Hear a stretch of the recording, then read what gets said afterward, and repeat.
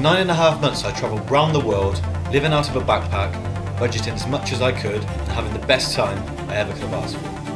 With two of my best friends, we met people from all around the globe, and I travelled through 4 continents and 18 countries. And this is my story.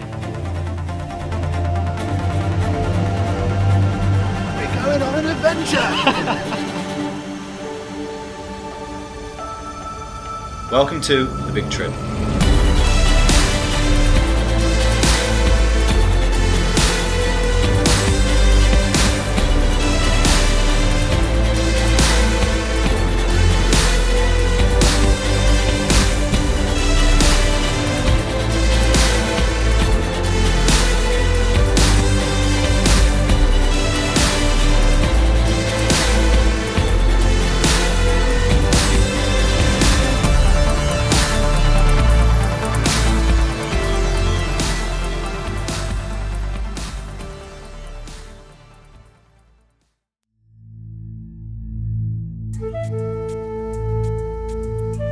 We were now on to continent number 2, South America, and after a few days in Lima, we took a bus to Cusco.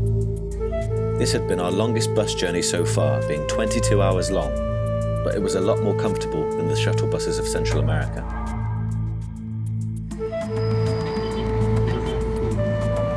With Cusco being 3,400 metres above sea level, it took us a few days to adjust to the higher altitude, and even going up a few steps left us out of breath. After a few days, we left most of our belongings in Cusco to begin hiking the famous Inca Trail to Machu Picchu. Despite having porters to carry our tents and food, our bags were full of clothes, water and other essentials, which made them quite heavy for our journey.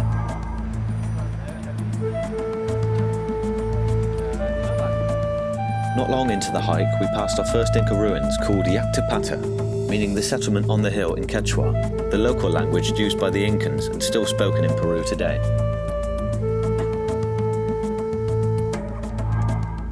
We eventually reached our first campsite, where our porters had our tents up and ready and waiting for us. So, day 1 of Machu Picchu done. It's supposed to be the easiest out of the 4. Absolutely shattered. We're getting our new warm gear on, ready for the evening, because it's going to be chilly. Alpaca in everywhere.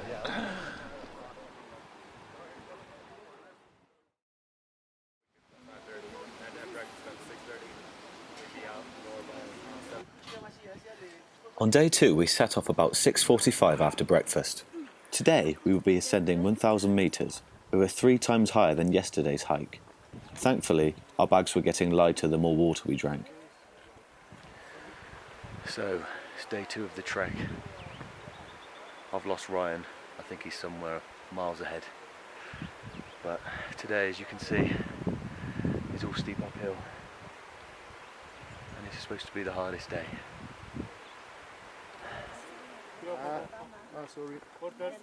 The porters have to be incredibly fit and can carry up to a maximum of 20 kilos on the trail by law. They also have to be fast to overtake you on the way, which they do several times for rest stops and to set up camp. I think I'm close to the top now. I'm chewing on some cocoa leaves, which apparently is an ingredient of cocaine, but it seems to be pretty popular with the locals and porters here. And, makes it easier to hike at altitude. Also makes your tongue go slightly numb. Many people bought or hired proper trekking poles, but I bought this wooden stick for about £1 from a local shop. Today it was definitely needed, and I eventually caught up with Ryan for a breather. So Ryan, how's your day been? So far so good. Got another 2 hours up, 2 hours down, and then lunchtime. Can't wait. Yeah, I've been struggling behind, as you well know, but feels a lot like Lord of the Rings here. One, because of the great mountain range, and 2, because we've just had second breakfast. Love second breakfast. What about second breakfast? we stuck together for the last section of the hill. For a few minutes anyway.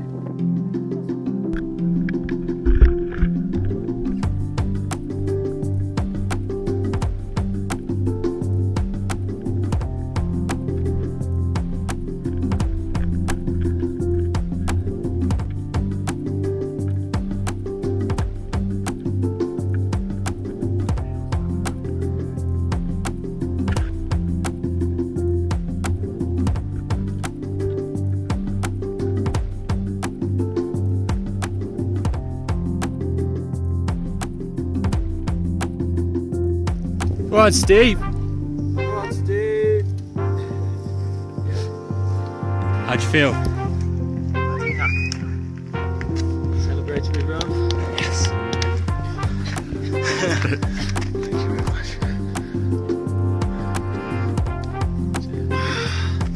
Top man. Tired. So we finally made it up to the top. A massive 4,215 metres. It's probably the highest we've ever been. Yeah, Very high. out of breath. It's awesome though, love it. It was a good milestone to reach the highest point of the trail. However, now we had another 2 hours downwards of slippery steps before we reached the next campsite.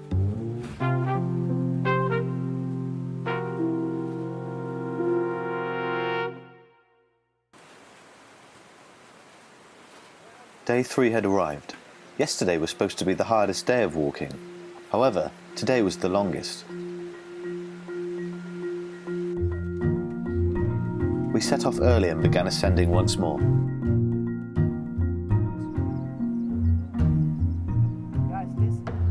Today, we began to see up-close remains of the Incan architecture, including Sayac Marca.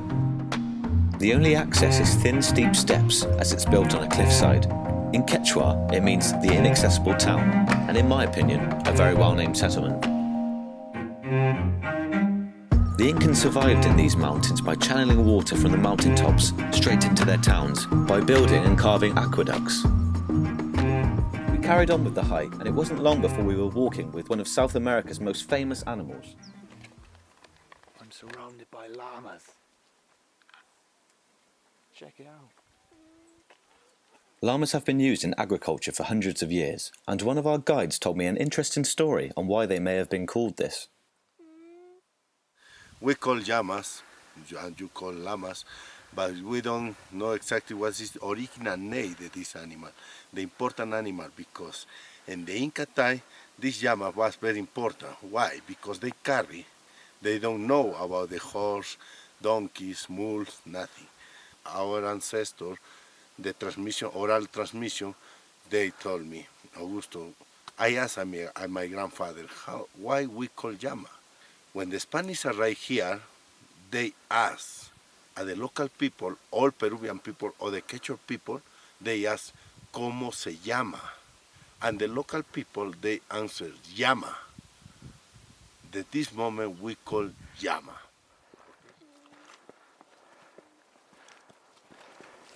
Me and the llamas.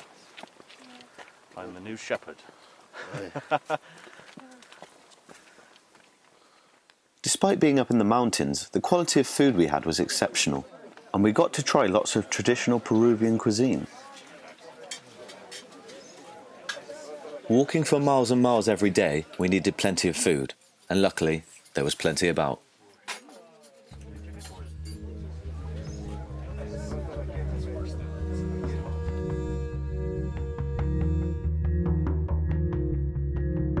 After lunch, we began descending through some of the mountain forests, and we saw some very interesting looking plants.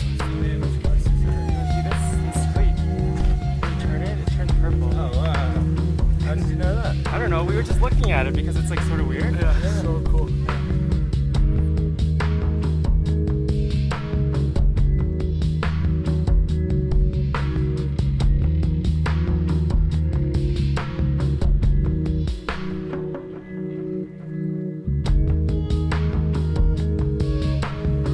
Hola, amigos.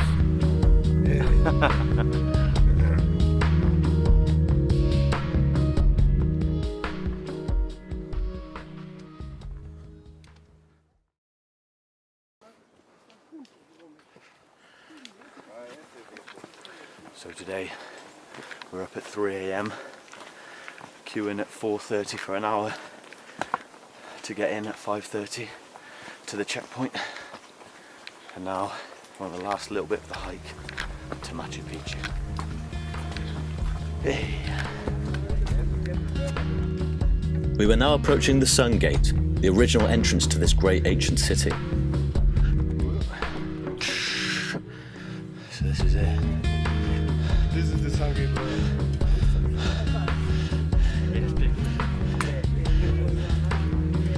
Fire. Oh, sorry. Smack you with the stick. Here we were supposed to get our first glimpse of Machu Picchu.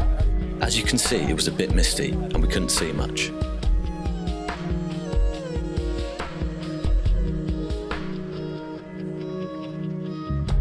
In Quechua, Machu Picchu means old peak or mountain. It's made up of more than 150 buildings, from houses to temples. The Incas were some of the best stonemasons in the world. Stones are fitted together so tightly, mortar isn't needed, and not even a knife blade can fit between them. So after 4 days trekking the Inca Trail, we've made it to Machu Picchu. Luckily the sun came out for us because it was very cloudy earlier, but we've had a great day exploring the ruins. And now we're off to Aguas Calientes for dinner and hopefully to explore the hot springs. Peruvian hot springs.